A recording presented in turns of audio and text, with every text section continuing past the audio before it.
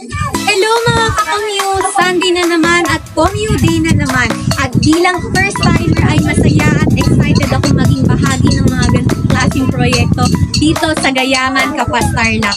Oops! Pero bago muna ang lahat, mag-trivia muna tayo. Alam niyo ba na ang salitang gayaman ay nagmula sa wikang Ilocano na ang ibig sabihin ay centipede o alupihan? O di ba? Pero huwag kayo mag-alala, wala pa naman kaming nakikita alupihan dito.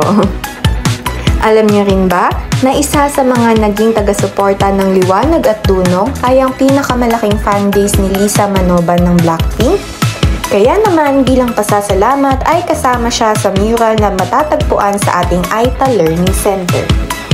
At alam niyo ba, nung mag-concert sila dito at nag-birthday siya, dinalhan siya ng malaking cake sa stage at kasama sa mga decor na nasa cake ay ang picture ng ating Aita Learning Center. Yan muna mga ka-commute. Alauna na kasi, may klase pa. Pero sama kayo sa susunod ha. Tara, sa commute!